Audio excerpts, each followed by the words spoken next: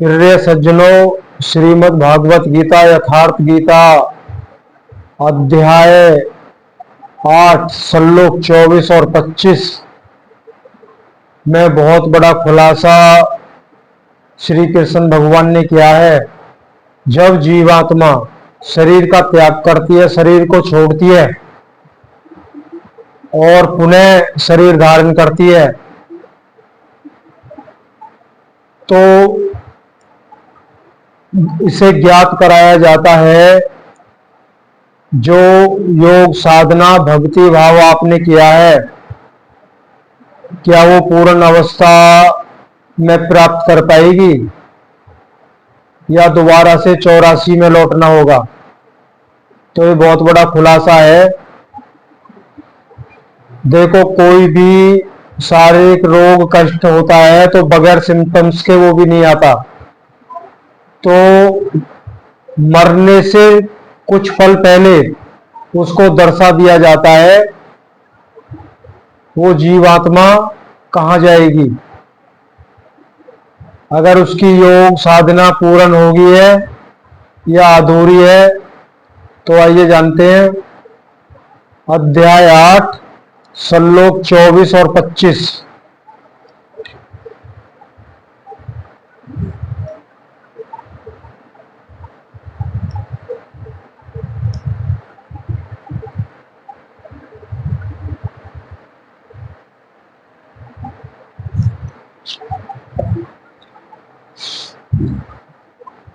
शरीर का संबंध त्याग करते समय जिनके समक्ष ज्योतिर्मय अग्नि जल रही हो, दिन का प्रकाश फैला हो, सूर्य चमक रहा हो, शुक्ल पक्ष का चंद्र बढ़ रहा हो, उत्तरायण का निर्भर और सुंदर आकाश हो, उस काल में पलायन करने वाला ब्रह्मवेता योगी जन ब्रह्म को प्राप्त होता है।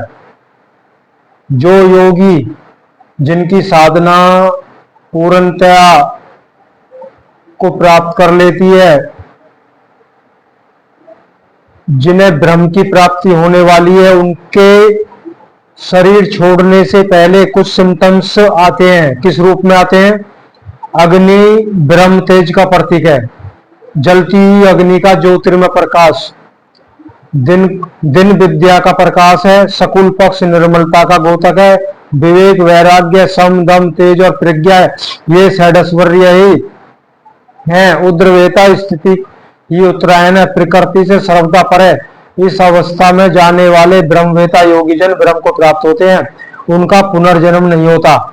किंतु अन्य चित्त से लगे हुए योगीजन यदि इस आलोक को नहीं प्राप्त कर पाए, जिनकी साधना अभी पूर्ण नहीं है, उनका क्या होता है, इस पर श्री कृष्ण भगवान आगे कहते हैं। जिनको ये सिम्टम्स आते हैं मरने शरीर छोड़ने से पहले, क्या दिखाई देता है? ज्योतिर्मय अग्नि, अग्नि का इतना तेज होता है, ज्वाला सी उठती रहती है, उसका प्रकाश फैला होता है, और दिन का सूर्य चमक रहा होता है, शुक्ल पक्ष का चंद्र बढ़ रहा हो, और उत्तरायण का निर्भय सुंदर आकाश हो।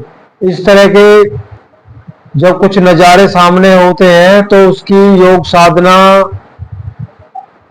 का ही वो तेज होता है कि अभी वो इस शरीर को छोड़ के वो जीवात्मा ब्रह्म से मिलने वाली है, क्यों? उसने ब्रह्म को विदित कर लिया है। जो अपूर्ण रह जाती है जिनकी साधना, उनका बता रहे हैं श्लोक 25 में। जिसके प्राण काल में धुआं फैल रहा हो, योगा अग्नि हो, अग्नि तो है, अग्नि थोड़ी बहुत तो जल रही है, लेकिन उसमें धुआं ही धुआं है, अंधकार, धुएं का सा अंधकार। अग्नि यज्ञ प्रक्रिया में पाए जाने वाले अग्नि का स्वरूप है, किंतु धुएं से आच्छादित हो, अविद्या की रात्रि हो, अंधेरा हो, कृष्ण पक्ष का चंद्रमा छिनोरा हो, काली माँ का बाहुल्य हो, षड विकारों काम क्रोध लोभ मोह मद और मत्सर ये युक्त दक्षिणायन अर्थात बारमुखियों, जो परमात्मा के प्रवेश से भी बाहर है, उस योगी को पुनः जन्म लेना पड़ता है। तो क्या शरीर के साथ उस योगी की साधना नष्ट हो जाती है? ये अर्जुन ने सवाल किया है। कह रहे हैं चलो उसकी साधना पूर्ण नहीं हुई है, इस तरह के उसे कुछ लक्षण दिखाई देते हैं, अंधकार दिख रहा है, अग्नि में जो थोड़ी बहुत अग्नि जल रही है लेकिन धुंधकार छाया हुआ है, और काली माँ एक अंधकार लिए जो ना रात का अंधेरा है उसके सामने, कुछ इस तरह के जो सिम्टम्स आते हैं, तो समझ लो वो उसकी साधना जो उसकी साधना है वो पूर्ण नहीं हुई है, उसको तुरंत 84 में लौटना होता है। तो इसको उन्होंने सवाल किया है अर्जुन ने, क्या उनकी साधना नष्ट हो जाएगी? तो इस पर महायोगेश्वर श्री कृष्ण भगवान श्लोक नंबर 26 में कहते हैं, उपरोक्त शुक्ल और कृष्ण दोनों प्रकार की गतियां जगत में शाश्वत है। कह रहे पूर्ण अवस्था को प्राप्त हुआ है या अपूर्ण अवस्था है, दोनों ही गति उसकी शाश्वत है। मान लो सत्य है, नष्ट कुछ नहीं होगा, जितना उसने कमाया वो बरकरार रहेगा, साधन का कभी विनाश नहीं होता। एक शुक्ल अवस्था में प्रयाण करने वाला पीछे ने आने वाली परम गति को प्राप्त होता है, और दूसरी अवस्था में जिसमें छिन्न प्रकाश तथा अभी कालीमा है, अभी रात का अंधेरा है, ऐसी अवस्था में गया हुआ पीछे लौटता है, जन्म लेता है।